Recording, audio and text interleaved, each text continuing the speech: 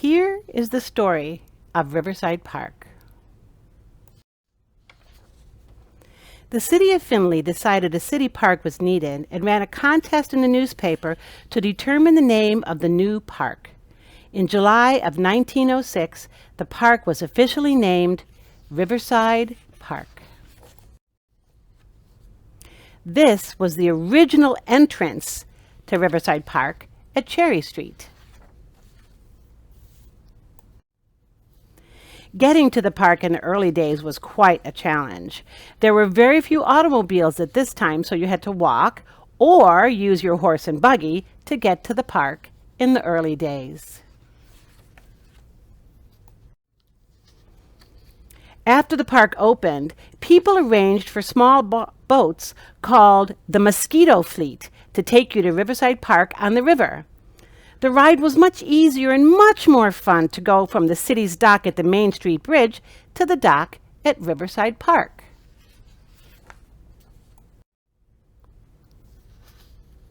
Some of the boat names were Ohio, City of Findlay, Comet, Water Witch, Queen of the Blanchard, Reliance, Buckeye, and Hunkadory.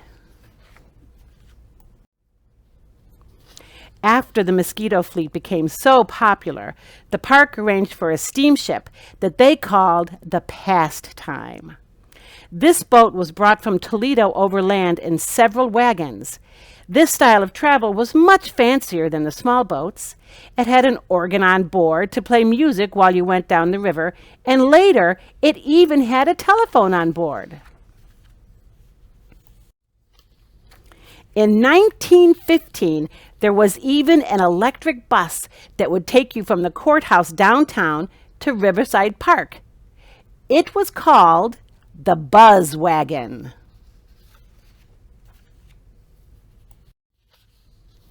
Soon after the park opened, the city built tracks and had a special streetcar that would take you to Riverside Park. This was the bathing beach. Sand was brought in from Lake Erie, and a low building was built as a bathhouse containing 59 rooms. The roof was level with the park grounds. The Auditorium was built in 1907 and was located at the head of the reservoir in northwest corner of the park. It was 93 by 73 feet and was surrounded by a broad double-deck porch. The east side overlooked the reservoir. There were 3 refreshment stands in the front section.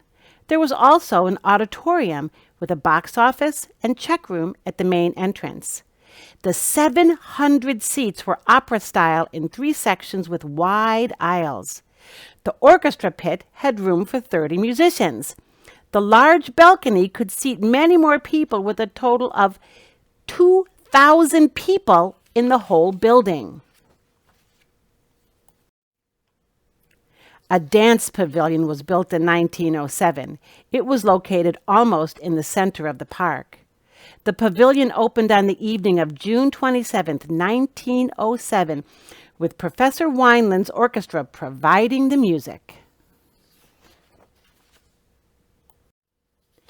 In October of 1907, they started building a ride called Shoot the Chutes. It was 75 feet high and 375 feet long. 8 boats were pulled up to the top by a huge chain. The boats then slid down the chute, providing a thrilling ride. Although one of the most popular attractions at the park, it was short-lived, and the ride was taken down by 1910. There was even a movie theater at the park. In 1907, they started showing short Nickelodeon movies under a canvas. A while later, when movies became more popular, they built the House of Mirth, which had seats for 400 people. They started to get more rides at the park. One of the first was a miniature train that ran on a track that meandered all through the park. They had a merry-go-round. And a ride called the Tilt-A-Whirl was very popular.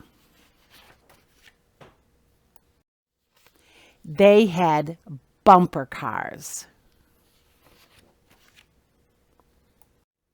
And a little car ride for the kids. The Saberjet ride was a little more scary. The Kitty Jet ride, not as exciting as some of the other rides.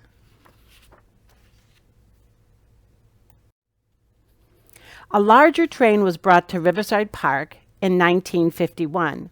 It was originally called the City of Findlay, but now you know it as the Riverside train, and you can ride it at the Northwest Ohio Railroad Preservation's location. There was even a petting zoo at the park. They started to build shelter houses during the 1940s and 1950s. Lots of people would have family reunions at that park. The city's first swimming pool on Mcmanus Avenue was built in 1936 as a project of the Depression's Work Progress Administration, WPA. The project was one of the governmental projects to provide work for the jobless and stimulate the economy in the Depression. The pool had 4 diving boards, a diving tower, and 2 slides.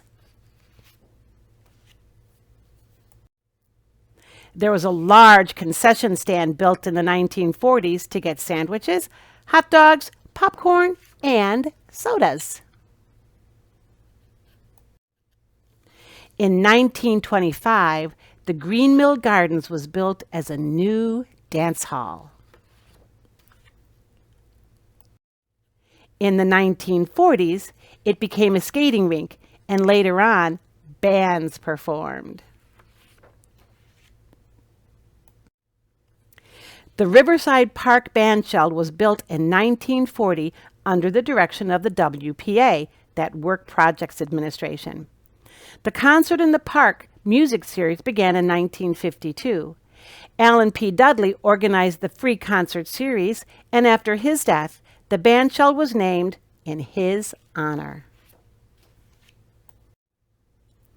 In the 1960s, the rides and other exciting entertainment was shut down at Riverside Park. But today, you can still enjoy the pool, the concerts, and the beauty of the river. We hope you've enjoyed this trip down memory lane with the history of Riverside Park.